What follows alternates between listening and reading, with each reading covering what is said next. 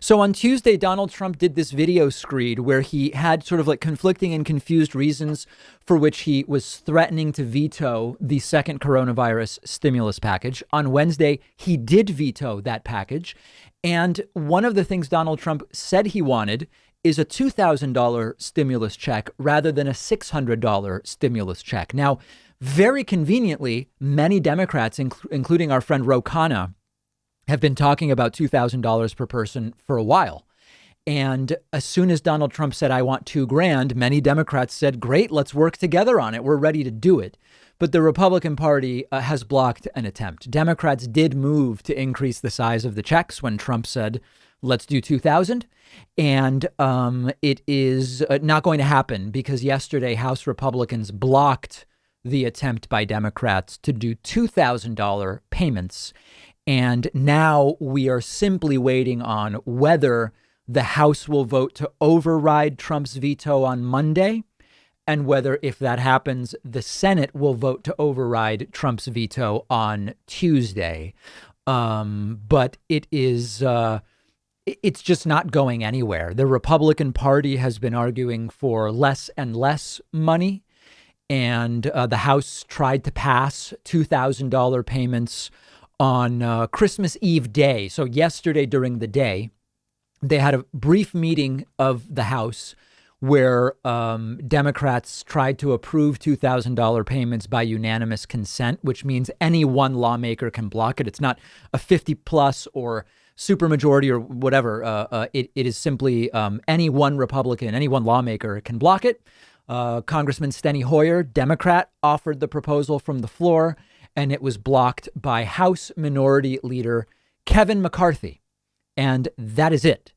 So there's really no expectation at this point that that is going to happen under Trump's watch. House Speaker Nancy Pelosi said that on Monday she will do a recorded vote on the $2,000 payments. But I mean, it's not going to make any difference at this point in time.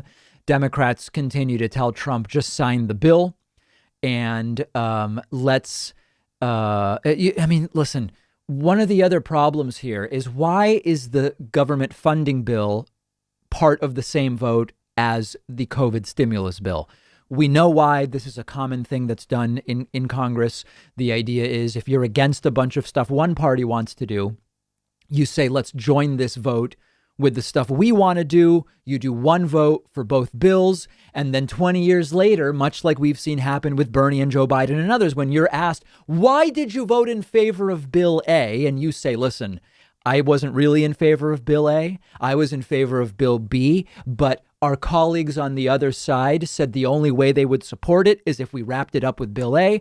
I found it so important to get the people $600 instead of zero that I conceded. I said, I'll give them Bill A because they're giving me Bill B, which I think is the right bill for helping people. This is politics. This is how it always works. It's disgusting. There's no actual reason that you couldn't have one vote on COVID stimulus and then separately one vote on government funding. But that is the way that they have done it. And one of the interesting sort of little details is, we talked yesterday about how Donald Trump has turned on basically everybody around him. Mike Pence, Mike Pompeo. He believes none of them are supporting him in his bid to overturn the election results. Mitch McConnell's also on that list. And Mitch McConnell has been against more stimulus for months. And when it's a conversation about stimulus, he wants the smallest possible stimulus. Since Trump suggested the $2,000 payments, Mitch McConnell has been silent about the demand for the $2,000 payments.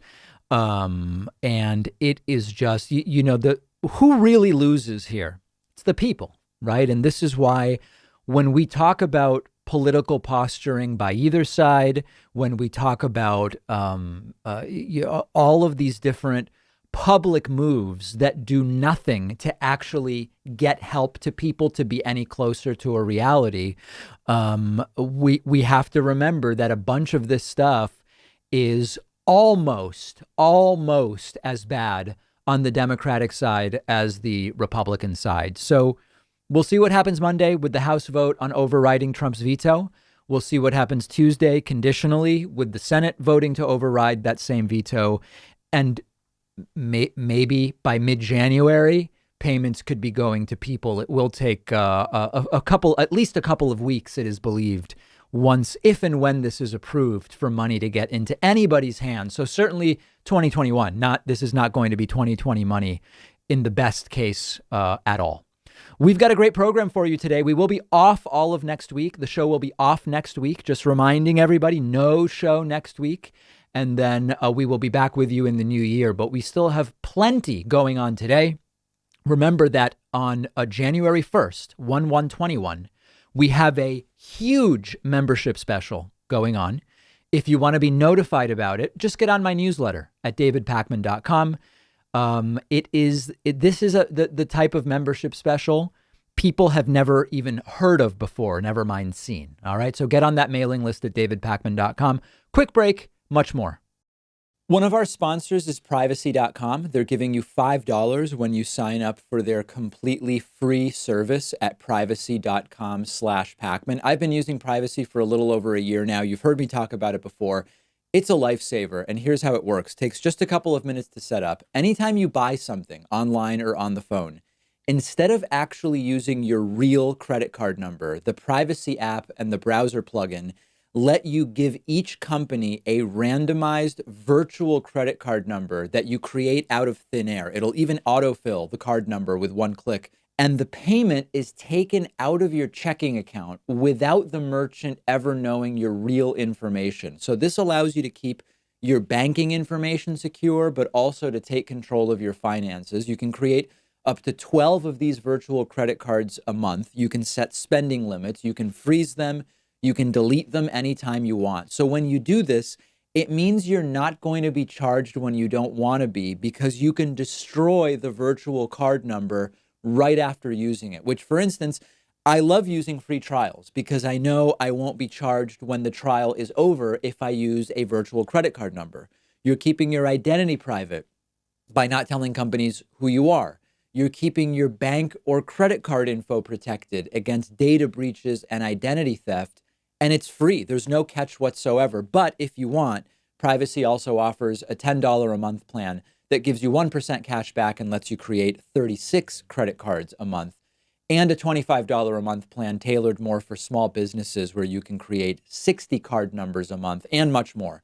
But definitely go ahead and at least get started with the free plan. You'll protect your financial info. Companies can't charge you unexpectedly. And like I said, you'll get $5 to spend when you sign up at privacy.com/Pakman.